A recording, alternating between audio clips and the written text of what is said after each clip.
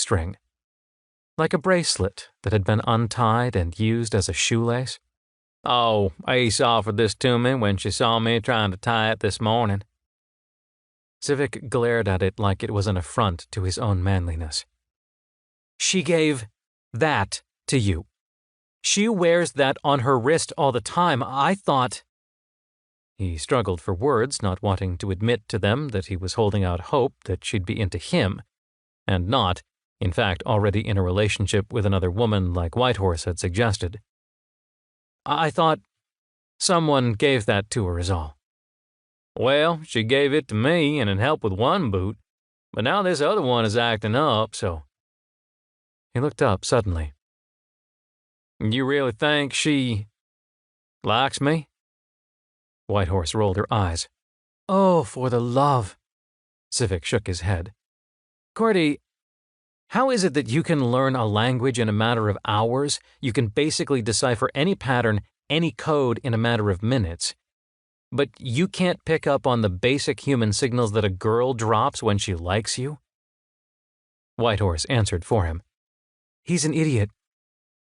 QWERTY looked genuinely embarrassed as he stood up. "If you good folks will excuse me." He gave a tip of an imaginary hat. "Got some radio work to do." He left in a hurry. Civic choked down the poor excuse that passed for coffee in the Defiance's galley and ignored the package of apple strudel kibble that Whitehorse had opened and piled in front of them. Then he started laughing. "What?" said Whitehorse. "QWERTY. Oh, and what about the whole she's got a girlfriend so don't even think about trying anything on her?" She shrugged. "Okay, I made it up. You lied to me." "Uh-huh. And I'd do it again if it meant I could get your head out of the clouds and out of her pants and back down here on this mission. You lied to me. If you don't eat, you'll never have the energy to save the girl, Batsnip." She popped a few of them in her mouth. "Batsnip?"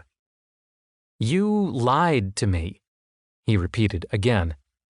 "Oh, stop it with that hurt puppy routine. Besides, QWERTY needs a head start. Needs all the help he can get, that one. Now eat." "Not hungry." He took another painful gulp of the black sludge. No sugar anywhere in the galley.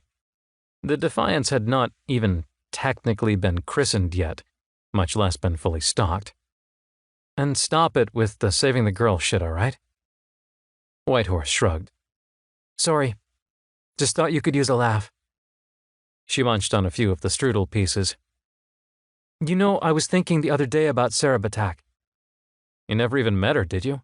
"Of course I did." She scowled. "I had to interview her, make sure she was good enough for my former fiancé." The scowl gave way to a small smile.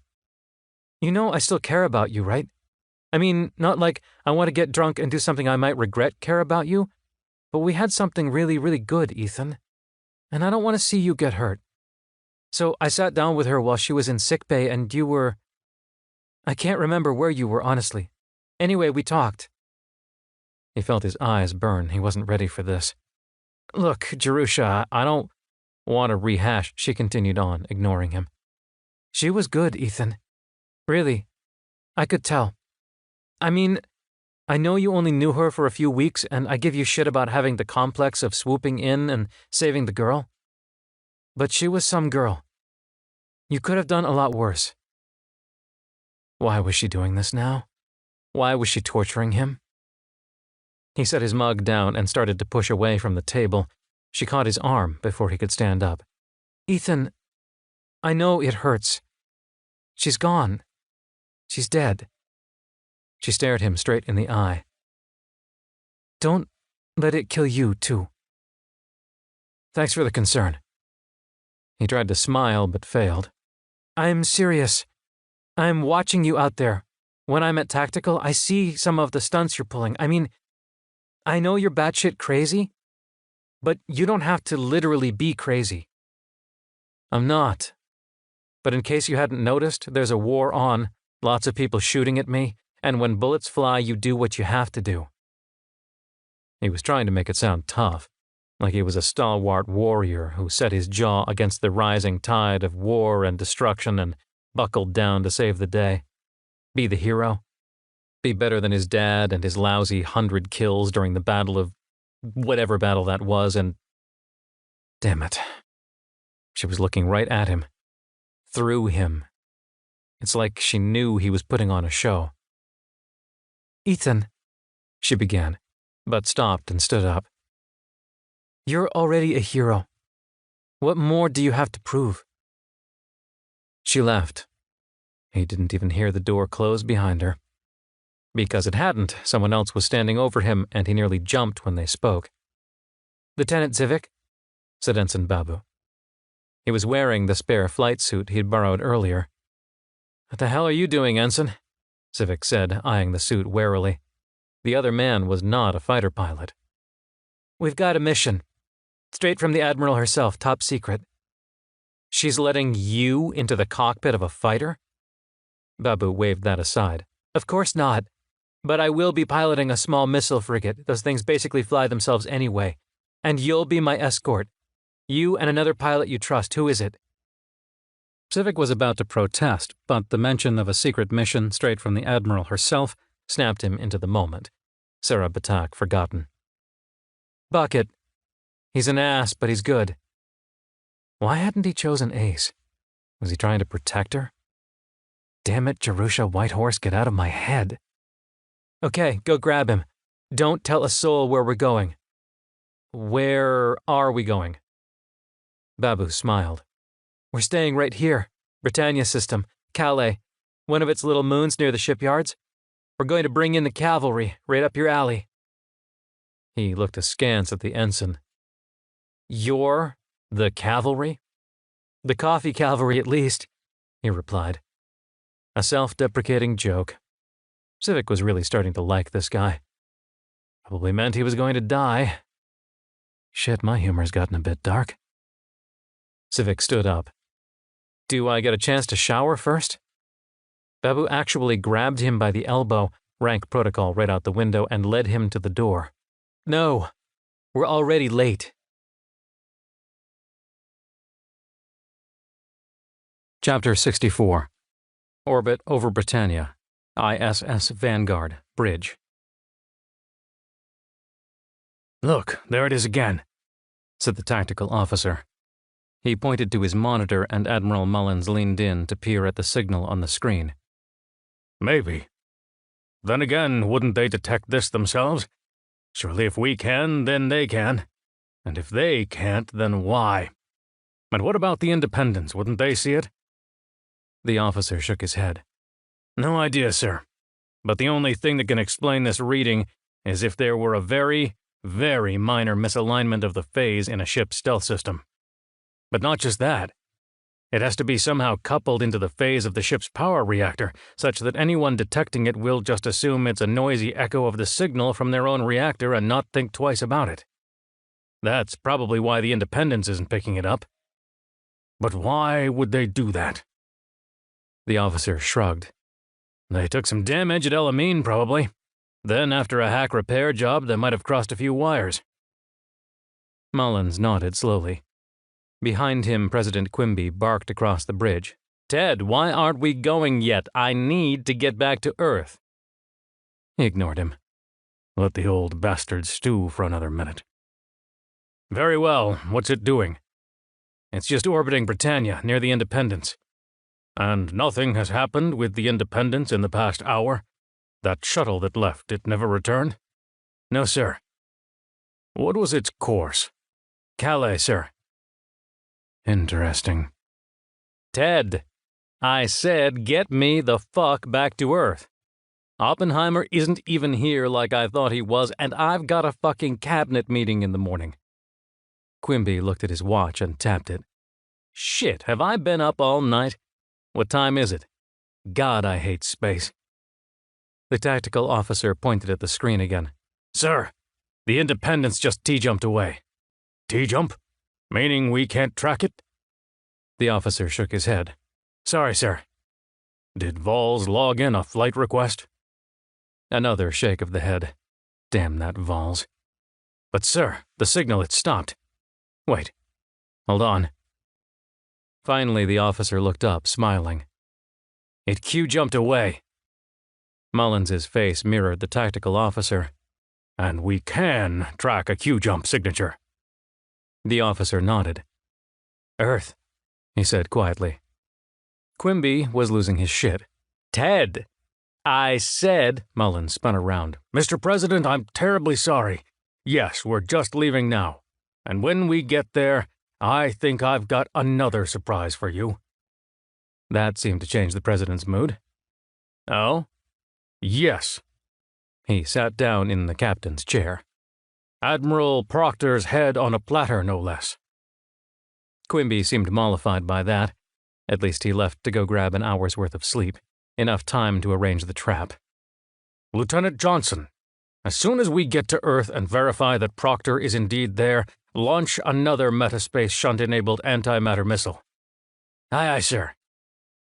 Mullins watched the viewscreen shift to indicate their Q-jumps had initiated. "Time to turn all of Earth against Proctor and make an example of those who oppose us. And better yet, it'll be the Dolmasi doing the hard work for us, and when we come in to clean up..." Lieutenant Johnson grinned. "We'll be hailed as heroes?" Mullins returned the smile. "Exactly." Chapter 65. High Orbit Over Earth, ISS Defiance, Bridge. "Coming up on Earth," said Lou. "Just one final Q-jump." Proctor nodded. "Thank you, Miss Lou." She tapped the comm button. "Reyna, are we good to go?" The comm crackled. "As good as ever.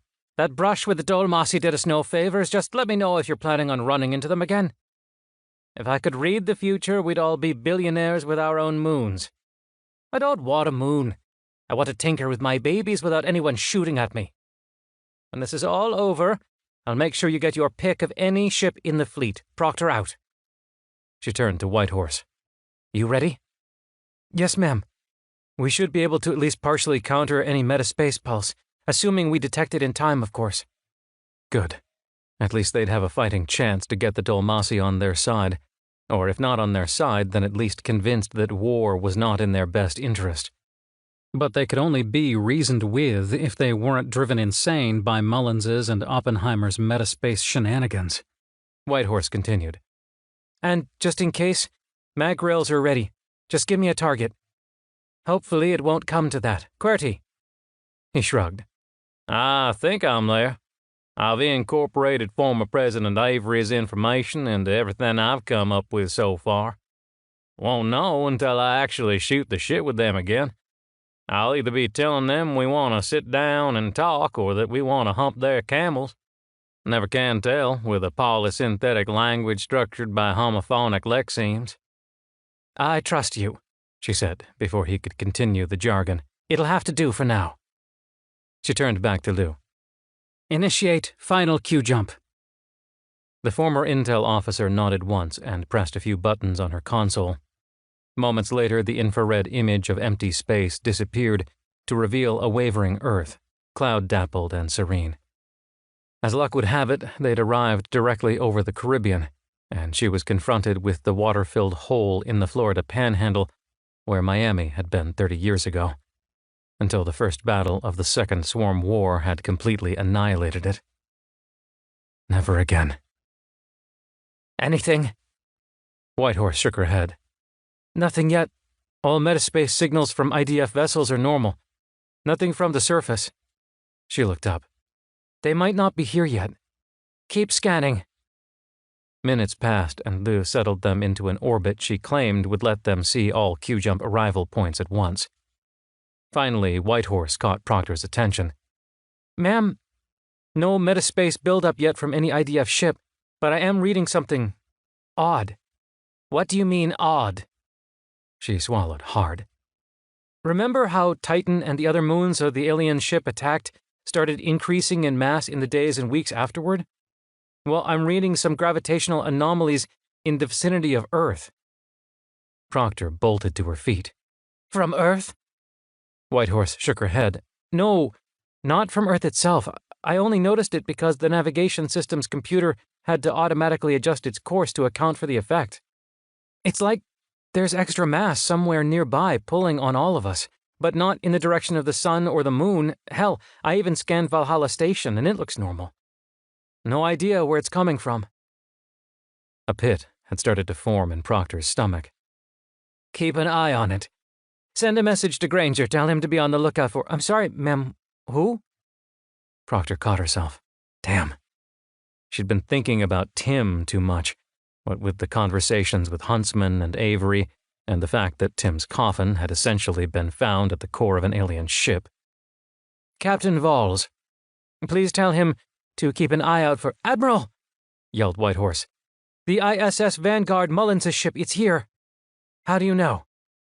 Whitehorse looked up, her face drained of color. Because another torpedo just launched from nowhere, and I'm reading an antimatter signature. Proctor smiled and sat back down. Time to catch him in the act, for all of Earth to see. If this doesn't convince President Quimby to see reason and sack the bastard, I don't know what will. She turned to Qwerty and Lou. Tell Ballsy to have the Independent stay put, Qwerty. Lou, once we counter the pulse, we should get into a new orbit since Mullins will immediately know we're here, and where we are. Lou smiled. Counting on it. Chapter 66. High Orbit over Earth. ISS Defiance Bridge. Admiral! Reading massive metaspace spike! Yelled Lieutenant Whitehorse from across the bridge. Counter it! Proctor gripped her armrests until the knuckles were white. Whitehorse nodded. Analyzing pulse and matching ours to destructively interfere. She looked up with a smile. I think we've got it. Their pulse amplitude has dropped by a factor of about 1,000,000. Is the shunt still transferring energy from the antimatter blast? After a moment, Whitehorse shook her head. Not anymore. The reaction is over. They managed to shunt quite a bit of energy into metaspace before I countered it, but not nearly as much as at Elamine. Proctor smiled and finally relaxed. We'll do better next time. Terminate ours, but be ready to re-engage. At least we know now we can counter Mullins's and Oppenheimer's plans to get us into a war. She turned to Lou. Now, get us out of this orbit before Mullins figures out where that metaspace signal came from. Lou's smile was off, more like glee than satisfaction at a job well done. With pleasure, Admiral. Proctor watched the status of their orbit. At first it seemed Lou projected their course slightly down into a lower orbit before pulling up and increasing their inclination to a more northerly direction. By now they were over France and aiming towards Norway. Except— Whitehorse, did you fire off another metaspace pulse? Proctor tapped her console, bringing up the data logs from their metaspace transmitters. I didn't. She glared over at Qwerty. Did you do something? He shook his head, befuddled. Ain't me. Looks like it happened right as we were adjusting orbit. Before Proctor could figure out what had gone wrong, Lieutenant Qwerty caught her attention. Admiral, the Vanguard is calling. They're transmitting a message over ELW radio, coded for us. Play transmission, Mr. Qwerty. A buzz as the decoder managed to scrape the message clean of all but the most persistent static. I can see you, Shelby. Can you see me? He's bluffing. He can't see us, said Lou. Look, I can't pinpoint the source, but I can tell that it's moving towards that other orbit I fainted to. Proctor regarded her. So that's what you were doing. Did you send out a metaspace pulse without authorization? You were trying to lure him into a particular orbit? Before she could respond, Mullins continued over the speakers. I've got President Quimby here with me, Shelby, and he's been a witness to your betrayal. We saw you coordinate with the enemy at El Amin. We've recorded you sending out that metaspace pulse just now. We know you're behind this attempt to summon the swarm. Yes, we know they never left. We've figured it out. And your plan to reestablish contact with them and help them conquer our world will fail. Qwerty glanced up at her. He's no longer transmitting on an encoded channel. This is a general broadcast. Everyone in the solar system can hear this. which means we should be able to track him. What the hell is Quimby doing over there? She murmured before flipping the comm receiver on. Proctor chose her words carefully. Admiral Mullins, I urge you to reconsider your use of the metaspace pulse. I know it was you. I don't know why you're trying to start a war with the Dulmasi, but we will not stand for it. Of course you won't. The Dulmasi are still under swarm control, just like you. Of course you wouldn't like us fighting your allies, but I'm giving you one chance. Surrender. I'll even arrange for you to be officially discharged, and there won't even be a court-martial. Just give peace a chance, Shelby. His voice had taken on a mock pleading tone. He was on a stage the size of Earth right now, and they both knew it. And unfortunately, he was an excellent actor. Proctor, on the other hand, was not. Oh, please. Everyone knows you just want to be a petty little tyrant. Run your own little kingdom, and Qwerty interrupted her. He's closed the channel. And that's not all, Admiral. A small Dulmasi fleet just Q-jumped into the outskirts of high Earth orbit. They're holding their distance, but it looks like those 6 seconds of the metadata pulse were enough to summon them here. Damn it, muttered Proctor. She turned to Qwerty. It's showtime, Lieutenant. Tell them we're not a threat. Tell them we want peace. Whitehorse had leaped to her feet. Admiral, the Vanguard, it's suddenly visible on our sensors. It's like I don't get it, but their hull is gleaming like the shiniest silver metal coating there ever was. What? It's gallium? What the hell? They plowed right through a cloud of gallium, and the Dulmasi have changed course. Whitehorse looked up in horror. They're homing in on the Vanguard. Proctor strode over and rested her hands on Qwerty's shoulders. Mr. Qwerty, I need you to do this. Now, tell them to back off. He nodded. Working on it, ma'am. He was muttering furiously into his microphone, distorting his voice into strange-sounding diphthongs and almost melodious strings of vowels. Moments later, he nodded again. I think it's working. I just heard back from them and, well, they sound surprised. Shocked that I can talk to them, which I suppose is better than them sounding angry. Good. Tell them to back off from the Vanguard. Tell them we're ready to talk, but that they need to back off from the Vanguard. Now. Qwerty sang another few lines of unintelligible sentences back into the microphone, and miraculously their advance depicted on the tactical monitor halted. She breathed a deep sigh of relief. Good. War averted for now. Like hell, someone muttered behind Proctor's back. For you, Danny. Proctor turned, and when she saw Lou's face, she understood, finally. Lou, back away from the terminal. Lou smiled, an almost frenzied smile. Too late. It's done. Admiral, she's fired a torpedo, yelled Whitehorse. Proctor motioned at the Marine standing by the door. Arrest her! Lou's smile deepened even as the Marine secured her arms. Her eyes were as wide as saucers. You're too late. This is it, Admiral. Finally. Revenge. And yours, too. Mullins took our Danny from us. From me. From you. And now I'm taking his life from him. Can you disable it? She shot at Whitehorse, who was shaking her head. No. She's done something to it. Modified it. I can't access the... And before she could finish, the view screen lit up. The Vanguard, which had turned into a shining metal ship, its stealth tech apparently overwhelmed by some unknown countermeasure, exploded in a vast, muted fireball, quickly extinguished by the vacuum. Glowing red hunks of shattered hull and a fine mist of molten slag was all there was left to mark the grave. Whitehorse continued. And, ma'am, if these readings are correct, there was another active metaspace shunt on the Vanguard. Lots of that explosive energy made it into metaspace, more than lots. About 1,000,000 times greater than the pulse they transmitted earlier. About the same level as the one at El Amin. Mullins was dead. President Quimby, newly elected president of United Earth, was dead. And the entire solar system probably believed that she killed them, and summoned the Dulmasi to help her do it. And to top it all off, the destroyed ship had dumped an untold amount of energy into metaspace, and in the absence of the ligature, she had no idea what that meant. They had just announced to the universe on the galaxy's largest bullhorn, "We're here. Come get us."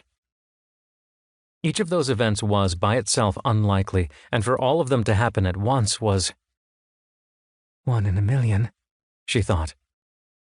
She spun around to Lou. "Why? How?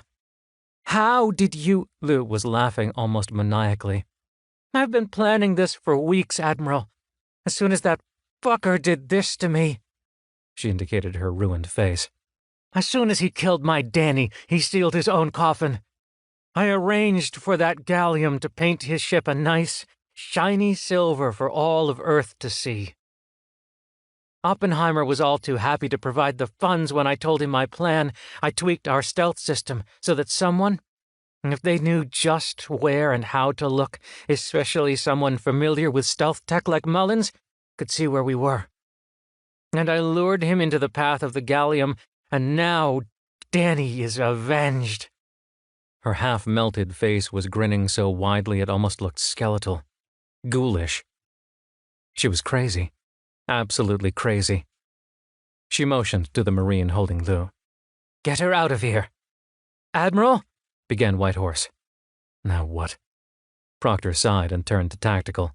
"Yes. I think I know the source of that gravitational anomaly from earlier." She hesitated as if not even believing her own words. "Titan just showed up." "Titan." She repeated the word, unable to keep the incredulity out of her voice. "Titan, ma'am. I don't understand how it's possible, but it's here. Less than 50,000 kilometers away, and it's heading this way." Whitehorse finally looked up from her console, her face looking quite dazed. "Really quickly." Chapter 67. High Orbit Over Earth, ISS Independence, Bridge. "Captain Valls, the main body of IDF's Earth Defense Fleet is moving to flank the Defiance, led by the Resolute, Oppenheimer's flagship. Looks like they're trying to hem them in, sir." Valls seethed, gripping the armrests of the captain's chair until his knuckles were white. "Oppenheimer," he said bluntly. "How are they tracking the Defiance? Is their stealth system still working?" The tactical officer shook his head. "It was until a few moments ago. Looks like they plowed right through the same cloud of gallium that exposed the location of the Vanguard. Their hull is now painted bright and metallic. It's impossible to mask." How in the hell? But there was no time to dig down the rabbit hole of nested conspiracies that was United Earth politics. IDF, GPC, Grangerite maneuvering, and whatever the hell Mullins had been up to, until the Defiance had slagged him. All he cared about now was what the hell to do about the moon that had just shown up. He still couldn't believe his eyes. A moon had just shown up. It was almost surreal. Valls couldn't take his eyes off the screen. He watched as less than 100,000 kilometers from Earth's moon, Titan grew ever bigger, a stark white and sickly yellow orb bearing down on the birthplace of humanity. 20 billion people are probably looking up into the sky and shitting their pants right now, he thought. He actually thinks she did it. Damn you, Oppenheimer! We've got a planet-sized space station flying towards Earth, and you're focused on arresting the one person who can do something about it. He jumped to his feet and approached the tactical station. "Lieutenant, show me the latest scans of Titan. What happened to the hole that the Golgothic ship bored into it? Is it still there?" He shook his head. "Partially, but when the scraps of the ship crash-landed, it basically buried the hole under a few 100 meters of rock and soil." "What if—" He turned to one of the tactical monitors that showed the position of the various ships and fleets around Earth, waving Commander Mumford over from Tactical Science to join him. The Defiance was there, shining brightly with its new coating of gallium on the hull. Most of IDF's Earth Defense Fleet was bearing down on it. A large Dulmasi fleet hovered in the distance, apparently trying to make up their minds about what to do, given the new developments of both Mullins' ship exploding and a rogue moon showing up at the wrong planet. "What if we can convince the Dulmasi to help us? reopen the wound, so to speak. Basically replicate what the alien ship did to Titan. Bore down into that hole, and then, when it's fully exposed, knock the shit out of whatever burrowed its way in there. Mumford looked skeptical. Like, launch a nuke down the hole and hope it knocks out the giant moon-sized space station? Something like that, yeah, said Valls. Sir, I think that only works in the movies. Valls shrugged. Well, it's all we got. He turned to the comm. Get me the Defiance. Moments later, Proctor's lined face appeared on the screen. Ballsy, what do you think? Shoot at Oppenheimer? He probably thinks I killed the president and is trying to arrest me. The Dulmasi? Titan? We've got a target-rich environment here. I'd say we focus on the one that can take out Earth, Admiral, said Valls. Agreed, but I'm fresh out of moon-stopping ideas. Valls laid out his plan, and to his surprise, Proctor didn't laugh at him. Okay, I'll get QWERTY on the horn to the Dulmasi and see if we can't convince them that Titan is just as much a threat to them as it is to us. And the Earth Defense Fleet? Proctor smiled, a defeatist, sad smile. If they shoot me down as I try to save Earth? Fuck 'em. Yeah, you heard me, Oppenheimer. I know you're listening in. This channel isn't secured. You want to have at me as I try to save our fucking planet? Go to hell. Have at me. But I'm going to die on my feet, saving my people, just like Tim. Just try and stop me. To Valls' surprise, the comm officer caught his attention. Sir, hail from the ISS Resolute, requesting to join the conversation. Valls jerked his head up towards the screen and nodded, indicating to the officer to patch the Admiral through. Moments later, the Fleet Admiral of IDF showed up on the view screen alongside Proctor's face. Shelby, you'll pay for what you've done here today. Oh, for God's sake, Christian, just hear me out and save it, Shelby. Killing the president is one thing you'll never walk away from, but we can postpone justice for now. You're right, that moon is an existential threat to Earth. I bet 1 against 1,000,000 that it's the Quiasi or Findiri. If you had gone out and looked for them and neutralized that threat like I'd ordered, maybe we wouldn't be in this position. All the same, they're here and we need to move fast. Proctor looked surprised. She'd apparently not planned on Oppenheimer to be so pragmatic. Neither had Valls. Anyone can change, he supposed. Yes. Yes, we do, Christian. Did you listen in on our plan? Have anything to contribute? Oppenheimer flashed a grim smile. Just a lot of firepower to open up that hole down to Titan's core. He glanced sidelong off the view screen, whispering something to another officer. After a few nods, he turned back to the screen. Okay, channel secure. We can speak freely without 20 billion people listening in. Once that hole is open, we've got some leftover firepower, thanks to former President Avery. An antimatter bomb she produced for the Second Swarm War. Good God. Does everyone have one of those blasted things? Proctor played coy. I thought we got rid of all those. The Joint Chiefs thought they were too dangerous to keep around. Most of them were disposed of, but when I came on board after you left IDF, I intervened. Saved a few for just such an occasion, in case the Quiasi and Findiri ever decided to pop in. Joint Chiefs backed me up. Not sure the president knows, the former president, and it looks like Mullins was able to lift at least one of them off of me. 2. If the reports from Elamine can be believed. I've got one left. Proctor looked incensed, and her face said she had 1,000,000 questions and retorts, but to her credit, she buried them all and focused on the task at hand. Saving Earth. Okay. She looked off screen and listened to a report, giving another curt nod. Mr. QWERTY informs me that he thinks the Dulmasi are on board. If he's translating them correctly, at least they're not shooting at us yet. Looks like Titan is almost here. Is the fleet ready? Ready as we'll ever be. I'll give the orders to Special Ops to ready the antimatter bomb for insertion into the shaft we create in Titan's crust. He turned as if to end the conversation, but glanced back at the screen. Oh, and Shelby, don't think this means you're not going to be held accountable for your actions. If we succeed today, I'll see you court-martialed for the murder of President Quimby. And if we lose today... He paused, weighing his words. He threw caution to the wind. I'll hunt you down and put a bullet in your head myself for throwing away our planet just to settle one of your petty grudges. Oppenheimer signed off before Proctor could protest. She turned to Vols and actually smiled. Well, at least he's not shooting at me either. Yet. Probably because he doesn't suspect yet that I know he was involved in that gallium cloud. If he did, he'd have killed me by now before I can testify to the inevitable Senate panel. Vols sat back down in the captain's chair. Think this plan can actually work? She looked caught between a sigh and a profane outburst. Probably not.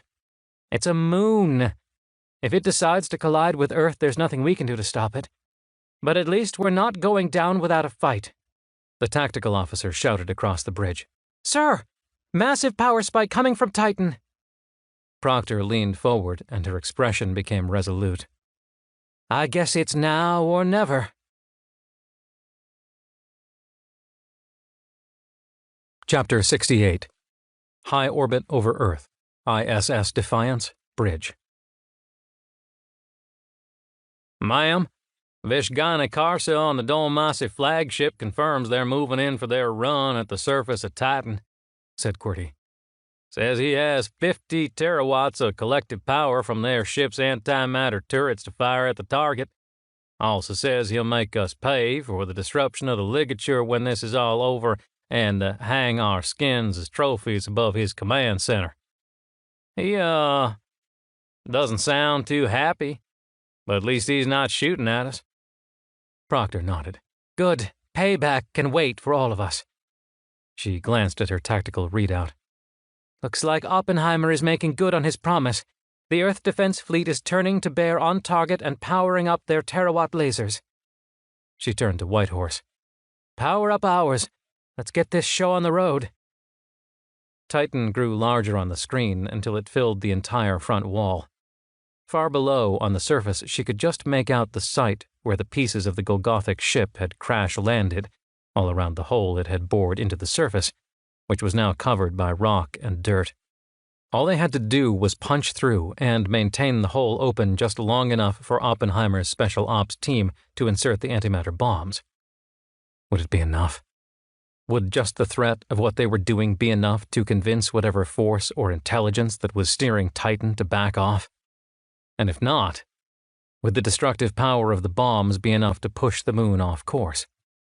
She checked its trajectory, still pointed at Earth. Except, it wasn't pointed exactly at Earth, just slightly above the North Pole. What did that mean?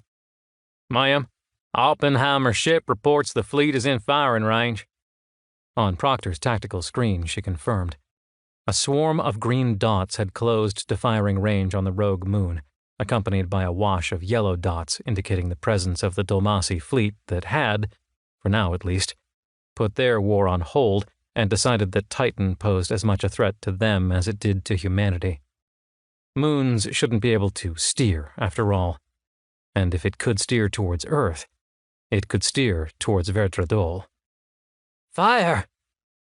As one over 50 human cruisers, frigates, carriers, and corvettes, combined with dozens of Dolmasi light cruisers, opened fire on the site of the hole.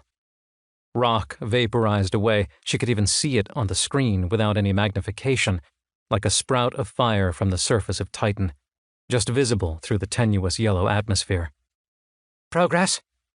Whitehorse tapped her console. Down 100 meters. 150? 200? A pause.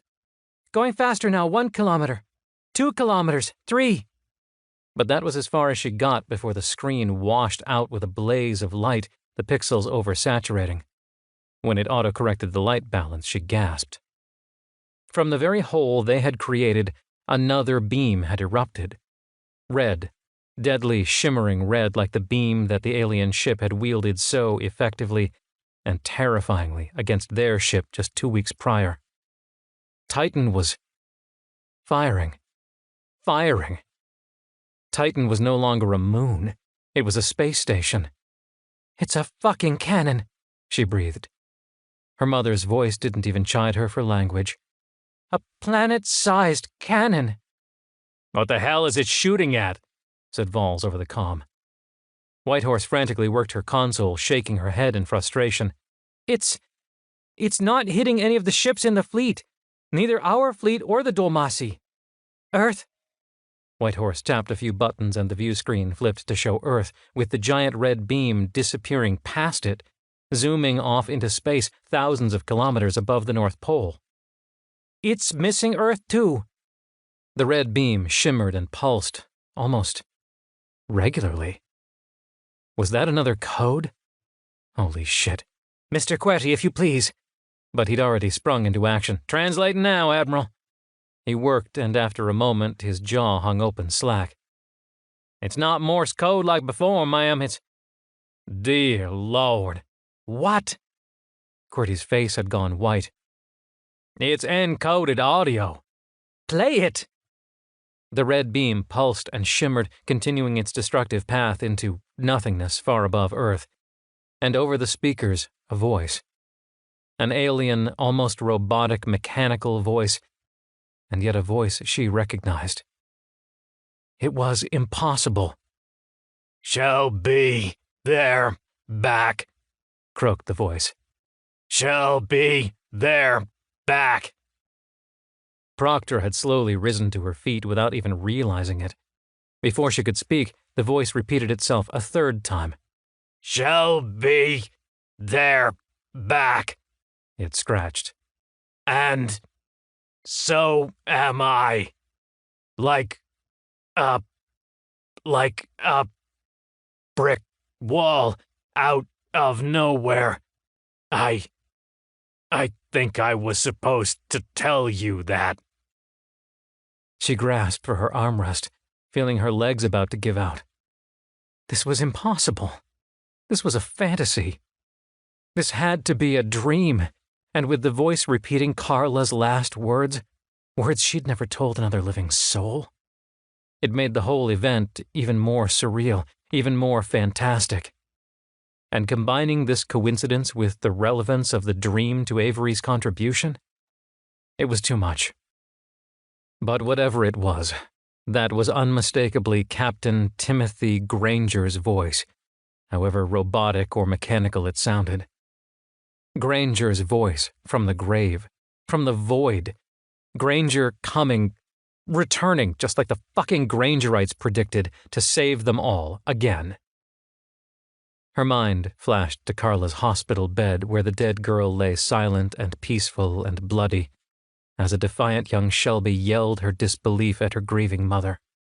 Raging against the unlikelihood of an arbitrary God and the terrible injustice of a mortal life that had ended too soon for an innocent young girl.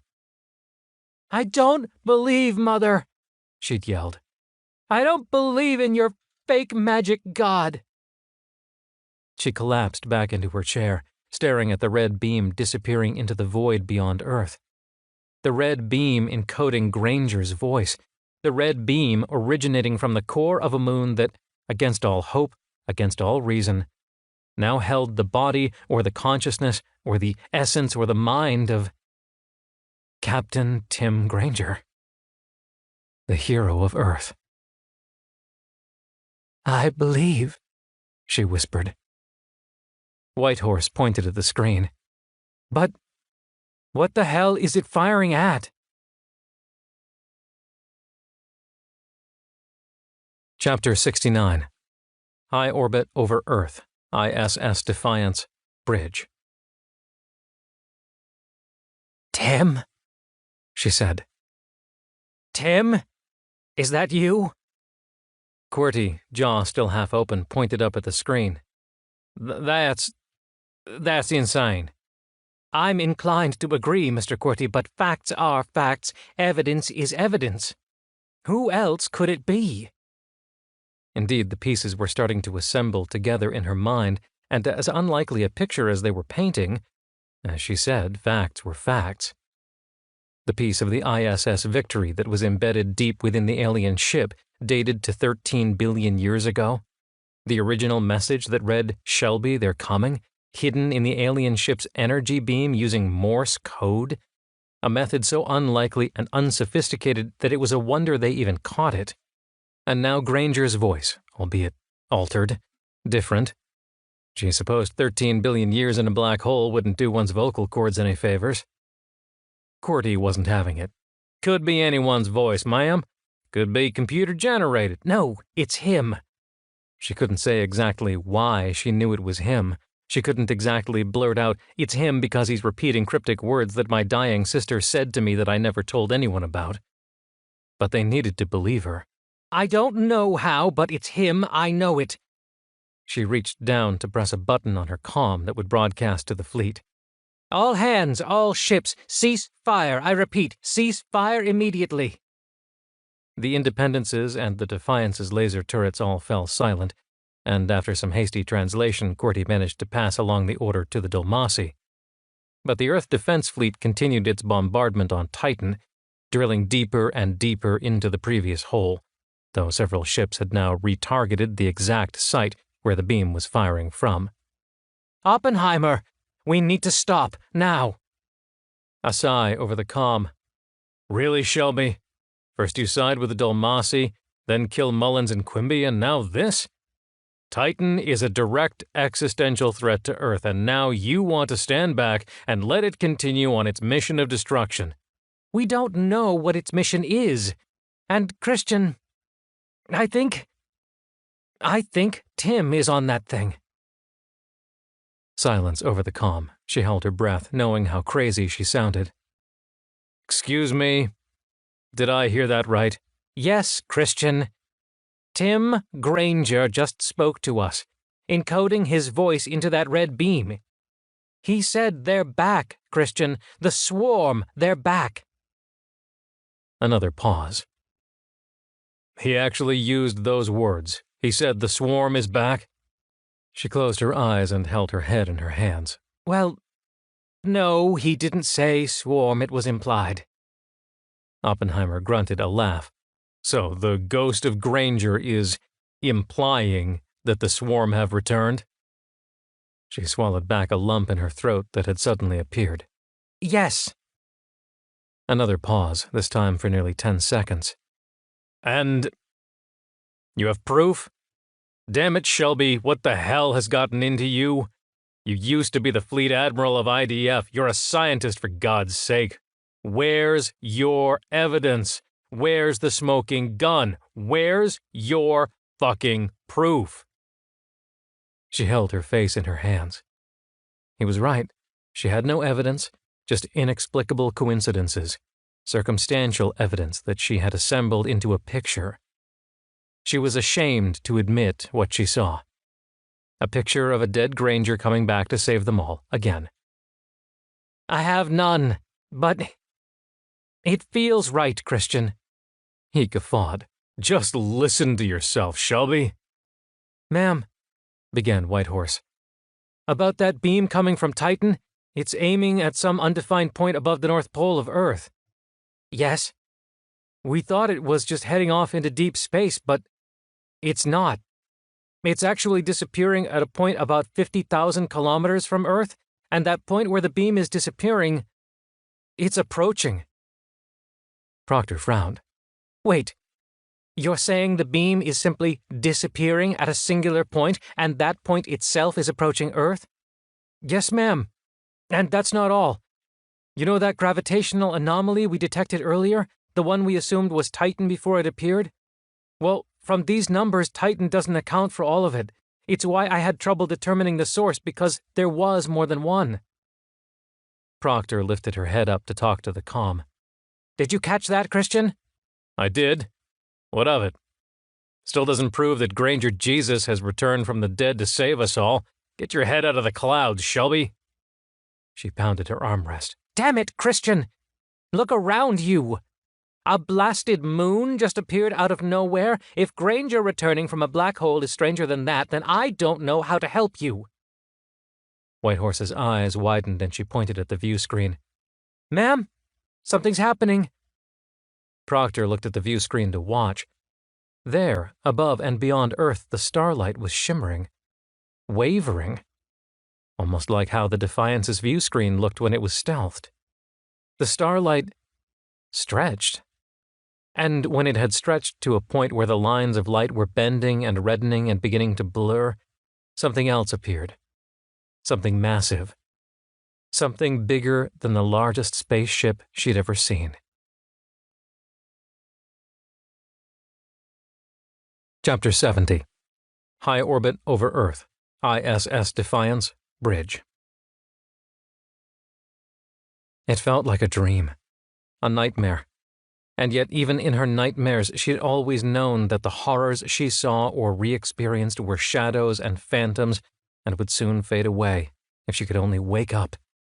Just wake up, damn it. But she didn't wake up. This was not a dream. Beyond Earth, at a point her console was telling her was over 30,000 kilometers away, a monstrosity appeared. A behemoth. A ship. Easily 10 times the size of a Skura generation ship, maybe 100. And even though it was far beyond Earth, it looked nearly as large. Titan's red energy beam slammed into it, raking across its 1,000-kilometer-long surface, spitting great gouts of fire as it tore into the hull, but it continued on its course towards Earth. "What the hell is it?" she breathed, though she knew the answer. Granger had already told her. Through the comm, Commander Mumford on the Independence replied, "Ma'am, I'm reading unmistakable swarm signatures off this thing. Power levels are far higher than the original swarm carriers we faced 30 years ago, but the power phase profiles are identical." Impossible. They couldn't be back. They couldn't be back, bigger, stronger, and more powerful than ever. Tim had stopped them. She'd stopped them. But the evidence was staring her in the face, bearing down on Earth, ready to unleash who knew what kind of fiery hell on the birthplace of humanity. Lieutenant Whitehorse seemed to be stunned into silence. The whole crew was speechless, their mouths hung open. No one knew what to say or what to do. They were all frozen as if they were stuck in a dream, or trapped in a burning building where every exit was locked. They needed a leader. Proctor stood. She planted her feet firmly and clasped her hands behind her back. "Mr. QWERTY, patch me through to everyone, wideband transmission, and translate for the Dulmasi, if you please." He nodded. Ma'am, you're on." "This is Admiral Shelby Proctor. My fellow servicemen and women, my fellow citizens, our enemy is unveiled at last. We do not fight the GPC. We do not fight Shovik Orion or any other corporation. We do not fight amongst ourselves. We do not fight the Dulmasi or the Skiora or any other living, breathing beings native to this reality. And we most certainly do not fight against the so-called Golgothics, what we now know to be a completely fabricated, made-up, imaginary enemy." She paused, letting the words sink in as she watched the terrible, enormous ship approach Earth. "No. We fight the swarm, and this time we don't do it alone. We were never alone," she murmured, watching the entire moon of Titan accelerate towards the massive ship. Lieutenant Whitehorse caught her attention. "Admiral, power surge coming from the new ship, off the charts, similar to the power output of Titan. I think it's readying some type of weapon." As if in answer, the screen lit up. From one of the 4 giant, kilometer-sized ports on the gargantuan, twisted new ship, an energy beam erupted. It lanced out across the tens of thousands of kilometers separating them and slammed into the surface of Titan. A white fireball blasted out from the moon, billowing up into a distorted mushroom cloud with waves of rock and debris flying up out of the moon's gravity well. "Tim," she said, her breath catching. The swarm beam, green and utterly deadly, just like she remembered from the war, was boring into Titan, sending up massive plumes. "He can't die. Again, not again. All hands, and everyone within the sound of my voice. Open fire! Attack!" She glanced back at Whitehorse and nodded. "Fire!" Chapter 71. High Orbit Over Earth, ISS Defiance, Bridge. As one, the Earth Defense Fleet of IDF, all 60 ships, the Independence, the Defiance, the Dalmassi Fleet, every single ship in the vicinity of Earth accelerated towards the grotesque, utterly alien ship and unleashed everything they had into it. In all of Proctor's memory of the Second Swarm War, she never remembered such a scene. Never had she witnessed so many ships firing so many weapons at a single target. And it was certainly having an effect. Thousands of explosions peppered the uneven surface of the swarm ship, bulbous, kilometers-long sections that hung out from the main body of the ship haphazardly burst into massive gouts of fire before the vacuum extinguished them. On the surface of things, it looked like an almost too easy victory was imminent. But the sheer scale of the thing made progress deceptive. While the fleets were pounding the section of the behemoth ship she could see, she knew that hundreds of kilometers lie out of view, untouched and undamaged. "Shelby," said Admiral Oppenheimer over the comm, "I'll take Resolute's task force and flank that thing's port. We're reading a power signature over there that indicates it might be the ship's power plant. Maybe if we knock that out." She nodded. At this point, it was anyone's guess how to stop this thing. "Understood, Christian." Titan continued raking its red beam across the surface of the ship, back and forth, almost haphazardly. It was terribly destructive, but as far as she could tell, it wasn't having anything more than a superficial, localized effect. She turned to Whitehorse to confirm. "Is that beam doing anything to it?" "Not that I can tell. It's just burrowing into the surface of Titan," she replied, seeming to misunderstand Proctor's question. "And Titan's weapon is doing pretty substantial amounts of damage to the ship, but its power levels are stable." Proctor nodded slowly. "We need to help him out." Even a battle station the size of a moon was not quite enough to take out this new, massive incarnation of the swarm ship. And their own ships batted around it like gnats. They needed something to tip the scales, to put them over the edge. On the view screen, she watched as, in the distance, another deadly green beam erupted off the surface of the ship and slammed into one of the IDF battleships in Oppenheimer's attack wing. Within a second, it had bored completely through the hull, its armor and shielding crumpling like tissue paper. And the ship exploded. "The Fire Drake is gone," said Whitehorse. "And so is the Rattler. That was the ship Oppenheimer had the antimatter bomb on." She looked up, her face getting whiter by the second. "It's picking us off one by one. We won't last another 2 minutes." So this was it. This was how humanity ended. "Ma'am, it's rotating," added Whitehorse. "One of those weapon spires is now aiming directly downward, right into the center of North America." Proctor watched in helpless horror as the monstrosity turned and the giant, bulbous beam turret began to glow. Given what it had done to the surface of Titan, Central North America would soon be a glowing wasteland. Another ship appeared out of nowhere, this one much, much smaller. "Ma'am, I'm getting a hail from a ship called—" Whitehorse peered at the screen. "The USS Elf Owl?" She let out a breath she hadn't even realized she held. "Babu. Civic." She motioned to QWERTY to patch her into the fleet. "All ships, aim at the base of that turret pointing at Kansas. One spot, dig a hole. I'll explain later." The amassed fleet, even the Dalmassi ships, began pounding at a single location at the base of the dozens of kilometers-long beam turret. The tip was glowing a fierce green, indicating it was nearly charged to capacity. And the hole they were blasting was minuscule compared to its length. But it should be enough. It had to be. "Ensign Babu, you ready?" She tapped her comm to make sure she was talking to the newly arrived missile frigate, which was hopefully carrying a full inventory of the antimatter missiles that President Avery had stockpiled and hidden all these years. "Launch 5, no 10. The sheer size of that turret, and the size of the beam leaping off another of the turrets targeting Titan boggled her mind. "Shit! Just launch all of them, straight into that hole we opened up for you." "Ma'am, we have a problem," came Babu's voice. "Damn." "What is it?" She barked at the comm receiver. "The launch mechanisms, they've all deteriorated. It's been 20 years since they've been serviced." A pit formed in Proctor's stomach. Anson? She took a breath. Are the detonators intact? Yes, ma'am. She looked down and tried to keep her voice steady. Earth, remember Earth. Then, Captain Babu, deliver those missiles into that hole. Whatever it takes, even if that means. She couldn't even finish the sentence.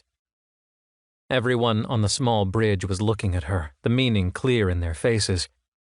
They were horrified, but they understood the need. Admiral, Babu began. Was that a promotion? His voice was light and breezy, but it had an edge to it. He knew. He'd understood her, but being Babu, he was going to go out with a grin however much it hurt. She swallowed. Yes. Yes, it was, Captain. She watched the tip of the turret begin to crackle with energy. Earth's destruction was imminent.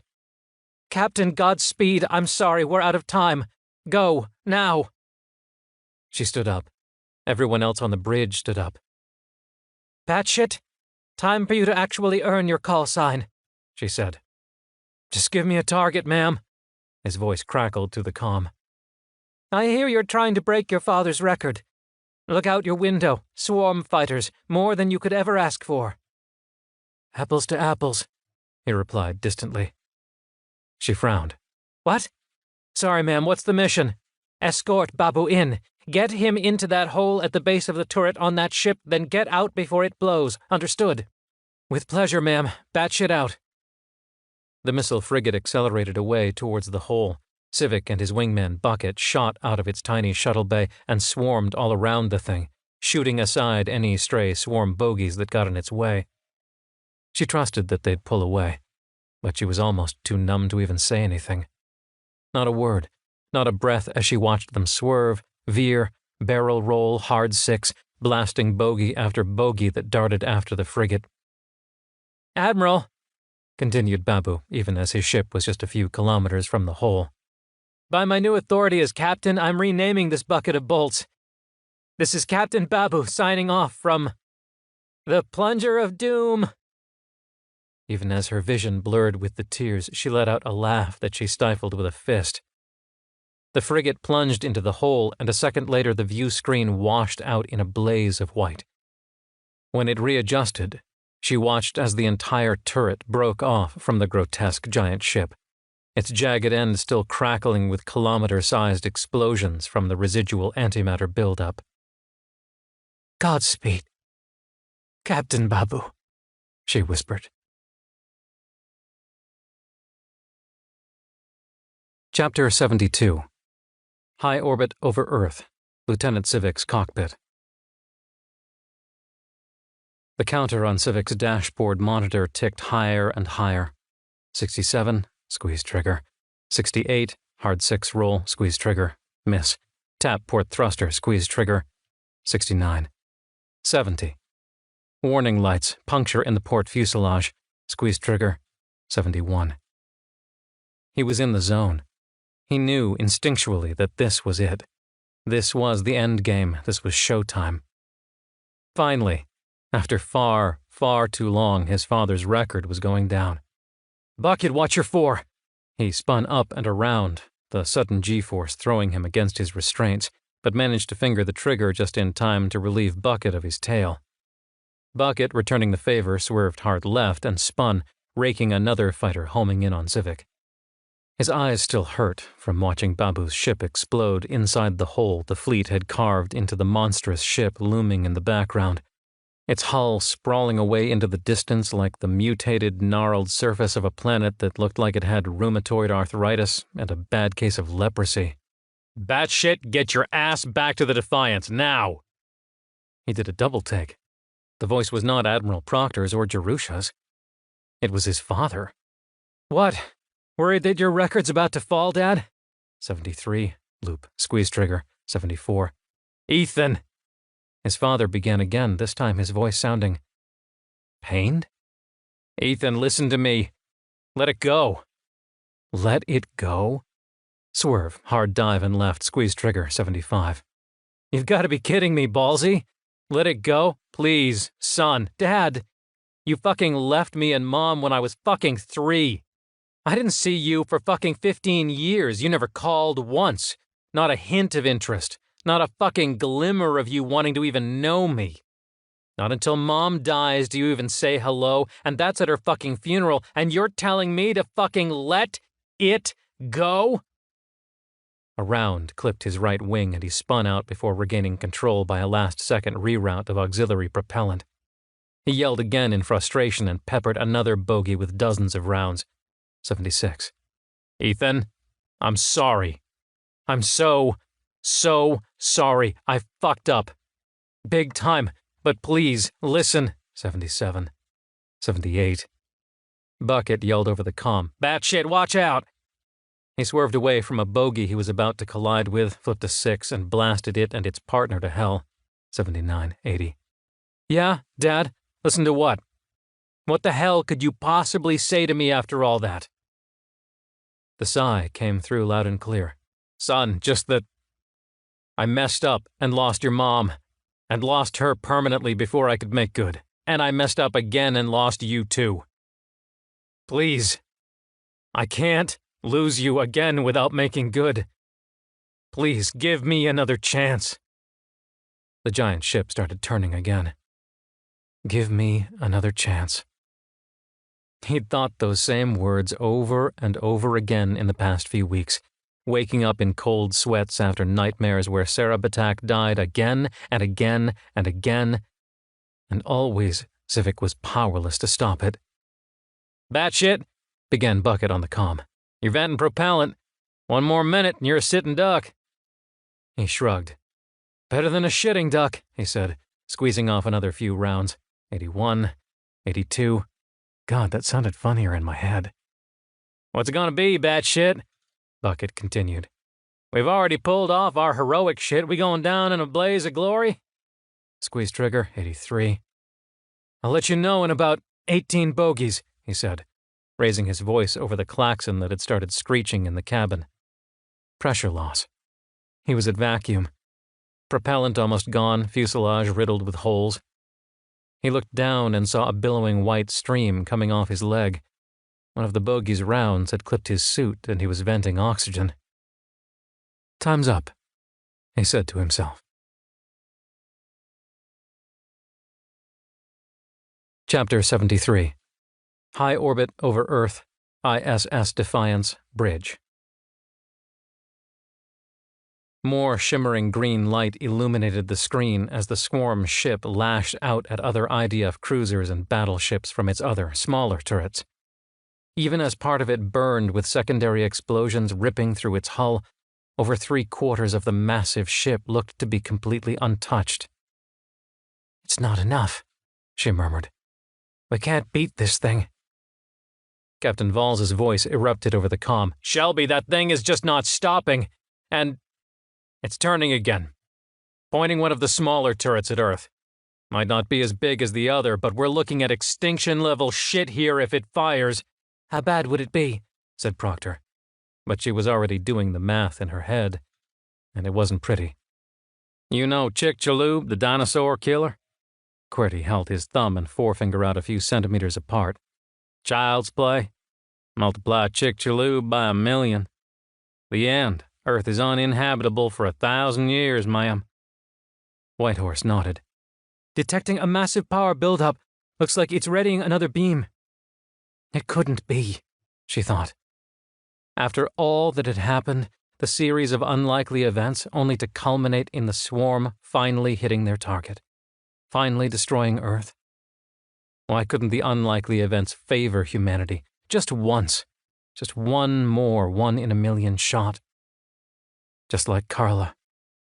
It was happening, just like with Carla. The disease had flared, the so-called Golgothic ship had appeared out of nowhere like a cancer. Then the threat had abruptly disappeared, only to be replaced by the horror of something even more abrupt and deadly. A speeding car out of nowhere, mowing down the innocent. And they were powerless to stop it. Except this wasn't a dream, and they still had the most powerful weapon she'd ever seen defending humanity. Titan continued pummeling the swarm ship, little by little chipping away at the thing. Perhaps, given another hour, it could completely destroy it. But they didn't have an hour. "It's finished turning. Power levels are rising," said Whitehorse. "Tim, we need you," she thought. "We need you to do more. We need that brick wall out of nowhere. We need the bricklayer." "Oh my God. The bricklayer." "Ma'am," said QWERTY. She had just done it with Babu. He was young, a full life ahead of him. Now she needed to do it to Tim. Again. Whether he was still 65 or 95 or 13 billion, it was his time. This was why he'd come back. He came back to die. She spun to face him. "Mr. QWERTY, can you open a channel to Titan?" He shook his head. "Honestly, ma'am, I've been trying here in the background the whole time. Seems whatever is down there in the core is either too shielded to pick up our transmission or they're not equipped to receive it." "Fine. Then we use his own language. Lieutenant Whitehorse, prepare to fire a terawatt laser, any target. But Mr. QWERTY is going to patch in a phase pattern that matches what Tim used to talk to us. Can you do that, Mr. QWERTY?" "Yes, but what in God's green earth are we going to say?" "Leave that to me." Chapter 74. High Orbit over Earth. ISS Defiance Bridge. "Ready, Admiral," said Whitehorse. QWERTY nodded too. "All right, message as follows," she began, watching as QWERTY readied to encode her words into the phase of the laser beam. "Tim, it's Shelby. I'm stealing your nickname, Tim. I'm hurling a brick, and it's you. I'm ordering an Omega Protocol. I repeat, Omega Protocol is hereby ordered, and you, Tim Granger, are the brick." Everyone on the bridge waited, not even breathing, not even moving, staring at the screen, waiting for an answer or an acknowledgement. "Anything?" she asked. "Titan's still firing at the swarm ship. No change in the beam. And the swarm ship looks like it's about to fire on Earth," said Whitehorse. She nodded towards QWERTY. "Again. Tim, this is Shelby. We're on our last leg here, Tim. All we've got left is you. I hate to—" She bit her lip. "I hate to get you back after all these years only to throw you away. It's a miracle that you're here, I believe that, but we need you to do it again. To sacrifice yourself for us. Again." She bit her lip harder. "My God, I don't want to lose you. Not again. But it's Earth. It's our home. I imagine, even after 13 billion years, it might seem like a distant memory. I won't even begin to understand what you've been through. But it's our home. Mine. Yours. And only you can save it. Please. Omega Protocol, Tim. It's the only way. Admiral, something's happening," said Whitehorse. Indeed, on the screen she saw that Titan's beam had shut off. On her console she saw a massive power spike originating from Titan's core, and moments later she saw that translate to movement. Somehow, against the very laws of physics, Titan visibly accelerated. 100 kilometers per second, 200, 1,000. And before she knew it, the collision was imminent. She mashed a hand on the all-hands comlink she had held on standby. "All ships get out! Stand clear!" The fleet was already on the move, accelerating out of the way as fast as they could go. Several Q-jumped away, disappearing in white flashes, apparently knowing they'd never get away in time before Titan was upon them. One ship was too damaged to move, and was smashed into nothingness as Titan plowed right through it, erasing any trace of its existence. The two enormous masses connected in a piercing white flash, yellow-gray Titan and the somewhat smaller gray monstrosity that was Earth's oldest and most persistent enemy, disappeared in the glare.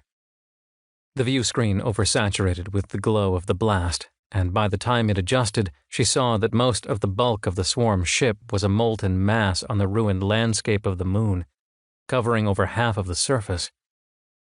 And just as fast as it had started, it was over. "Admiral," Titan's crust pretty much vaporized where it hit the ship. That entire hemisphere is molten and spewing out mess like a giant moon-sized volcano. Atmosphere is gone, earthquakes all over the entire surface. Whitehorse looked up. I don't know if the moon itself is even stable anymore. It could just break up. Proctor scowled. Surely its gravitational mass will hold it together? Of course, Admiral, but not before it breaks apart from the acceleration stresses and then recollapses back in on itself. The hull of that swarm ship penetrated pretty deeply. Proctor watched the view screen as the yellow moon, still on its previous trajectory, soared away from the Earth. At its speed, it would be well beyond the orbit of the Earth's actual moon within a few minutes. It's still not slowing down, ma'am. He'd saved them. Again. And again, he'd be lost to them forever. Still no signs of slowing. Could be that the collision disabled whatever propulsion that thing has. Titan grew smaller as the minutes passed, the angry red glare on the side of the moon where it had crashed into the giant swarm ship, still glowing like a giant eye. And then it disappeared. It's gone, ma'am. No sign of Titan anywhere on passive or active sensors. Whitehorse scowled at her console. I suppose if it's jumped a short distance away, we'll know soon. Proctor could finally breathe. It's all right. It jumped, that's enough for me. She turned to face Whitehorse, the Marine who'd replaced the one that had removed Liu, and QWERTY. It means he's alive.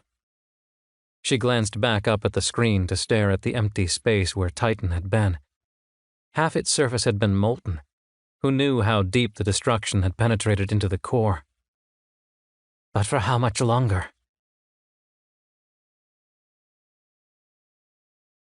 Epilogue. Earth, Lower Manhattan, United Earth Presidential Mansion. Mr. Vice President? The aide leaned into the room. John Sepulveda closed his mouth. He'd been mid-kiss, hadn't even gotten to start the foreplay yet. His wife rolled her eyes and pushed her shirt back down, giving him the look that said, So, this is how it's going to be now? It's President now, son, and this better be really, really good. The young aide, the assistant to the late President Quimby, cleared his throat awkwardly. I'm sorry, Mr. President, it's been a wild few hours. It's just that, Mr. President, Admiral Oppenheimer wants to talk to you immediately. Sepulveda reached down to pull up his pants.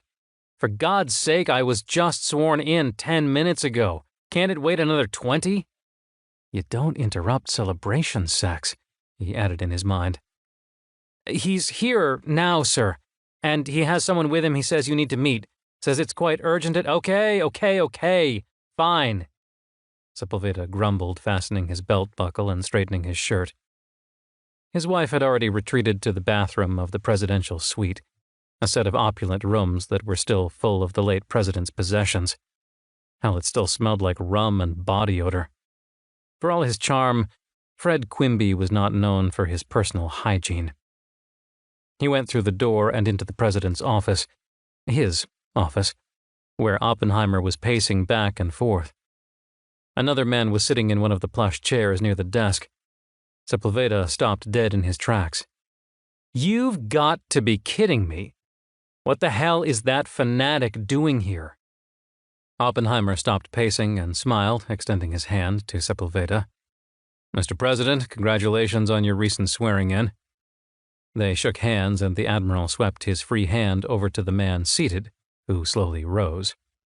Allow me to introduce you to Patriarch Huntsman. The Grangerite, said Sepulveda with a sneer, as if it were an epithet. The one and only, said Huntsman with a smile. Oppenheimer waved the Patriarch over. Mr. Huntsman, in addition to being a leader of the faithful on dozens of worlds, is also one of IDF's most valuable intelligence assets. He's infiltrated the GPC at the highest level, has for years now, and he's here now to help us solve our biggest problem. The swarm, they've returned? Oppenheimer nodded. Yes, it appears they have. Maybe. But the problem I was referring to was that the murderer of President Quimby is still out there. And she has openly collaborated with the Dulmasi, who we are in a current state of war with. And she is on the run, having stolen one of our most advanced warships equipped with stealth and refuses to return to face a court-martial. Sepulveda shrugged. She also saved Earth. What's your point? She did not save Earth. She nearly destroyed it. Titan nearly collided with Earth, and she was there cajoling and encouraging it on. And don't forget the plain fact that she killed your predecessor. President Sepulveda sat down at his desk. And what about Titan? The head of IDF Intel just briefed me right before the swearing in that there's a chance that Granger is down there. Is that true? Oppenheimer shrugged and thumbed towards Huntsman. That's part of why he's here. Both turned to the patriarch, who looked dour. Mr. President, how do I say this? You say it quickly and waste as little of my time as possible. Huntsman's eyes flashed with what Sepulveda thought might have been fear, but maybe it was annoyance. All the major religions have a messiah figure, mine included. But in all those religions, it is a commonly held belief that before the messiah comes the false messiah, the harbinger of doom, the servant of the destroyer. Sepulveda snorted. And you Grangerites believe that Granger is your messiah? Huntsman's eyes were unreadable. More or less. He will save humanity in the end. And so what you're telling me is that whatever is on Titan, it's not Granger. Huntsman's eyes went cold. Most certainly not. It is the anti-messiah, the antichrist, if you will. It has come as the harbinger of doom. It is from that danger that Granger will save us all. I'm sure of it. Sepulveda held his head in his hand. Religious fucking fanatics. And you have proof? Huntsman only laughed. Mr. President, Titan just Q-jumped in from nowhere, apparently summoned a deadly swarm ship from the void, and then perhaps destroyed it. Who's to say Titan can't summon another ship? You saw it with your own eyes. Everyone on Earth saw it. It fired some mysterious red beam across Earth's bow. The beam disappeared into nothingness, and from that nothingness came the destroyer. The facts are on my side, Mr. President. Believe what you want about who or what is inside Titan. The fact remains that it is a grave threat. I believe it to be the anti-Messiah, the anti-Granger. But whatever it is, it must be stopped. That much I'm sure we can agree on. Sepulveda glanced at Oppenheimer, who nodded, indicating his grudging agreement. Okay, fine, Titan's gotta go if we can find it. He started to turn around, ready for this meeting to be over. Oppenheimer shook his head. And not just Titan, Mr. President. Admiral Proctor was in contact with Titan just before it escaped. Just like she was in contact with the Dulmasi. She killed Quimby. It's clear to me that she needs to be taken out as well. I tried once, a few days ago, on her own ship. She eluded capture. Sepulveda's mouth hung open slightly. Unbelievable. You're her superior. Why didn't you just order her back and arrest her? Oppenheimer looked like he was suffering a fool, and Sepulveda hated him for it. He'll pay. Eventually. I had this conversation with your predecessor. President Quimby believed the optics would not look good if I relieved her. So I had to use more subtle means at my disposal. Sepulveda snorted. So, in a way, you're responsible for Quimby's death, are you not? If you hadn't failed, he'd be alive. And you'd still be in the most useless office on Earth, retorted Oppenheimer. Sepulveda chuckled. Touché. He kicked his feet up on the desk, definitely starting to feel the gravity of the office and the moment. He snorted. So, what do you propose? Simple. I propose we give Mr. Huntsman here the third stealth ship that we've got in dry dock. He lures her to a specific location, and when he has her in his sights, he terminates her. Since he'll be stealthed, we get to chalk it up to a Q-jump accident or a collision with a fragment of Elamine or something. Elamine? You're planning on terminating her there? Yes. The only place I know we can lure her to. He produced a data pad from his pocket and tossed it on the desk. Sepulveda pulled his feet off and leaned forward to pick it up, thumb it on, and stare at the image displayed. A figure lay still in a hospital bed, tubes sticking into him, racks of monitors behind him. So, you're going to get in the third stealth ship, lure her to this asteroid field, and pow. Are you sure this third ship is up to the task? We already saw firsthand what happened to Mullins and Quimby. Oppenheimer nodded. I am. I personally piloted it just last week, out to Velashadol in Dolmasi space to attempt to speak to them to avert this war. He smiled. Sepulveda wasn't entirely sure that the Admiral wasn't speaking ironically. I was not successful, apparently. But regardless, Mr. Huntsman here can lure her in to Elamine and deal with her there, once and for all. I don't understand. Why would she care? Read the caption. The identity of the man in the hospital bed. Sepulveda read the text underneath the image of a man with breathing tubes stuck down his throat, with needles taped to his arms. A breathing apparatus stood off to the side. Sepulveda couldn't even recognize any features under the charred skin on the patient's face. Daniel P. He read and looked up. Who the hell is that? Oppenheimer smiled. The key to Admiral Proctor.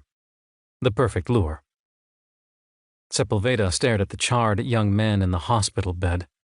So young. And finally it clicked. All the news reports, the snippets of intelligence he'd gleaned from the redacted presidential briefs. This is the instigator of the Sangre de Cristo incident. Huntsman and Oppenheimer both nodded. It is. He survived the fall through Sangre's atmosphere? He did, barely. He was one of our best intelligent assets within the GPC. He played his part well, and he'll eventually be rewarded. But first I need your authorization for the mission.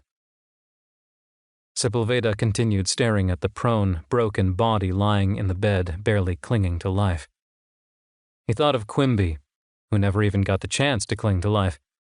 He thought of that moon firing into the void and that swarm ship, half as big as North America itself.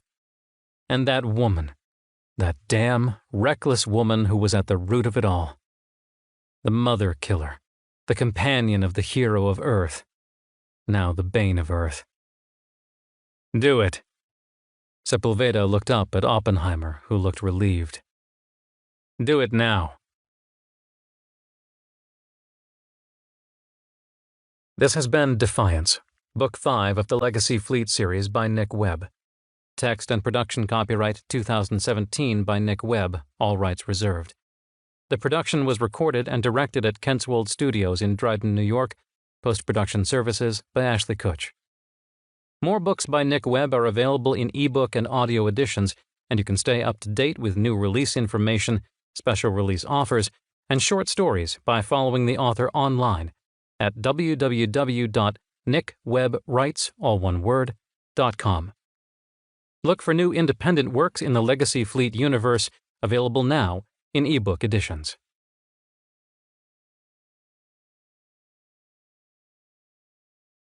Audible hopes you have enjoyed this program.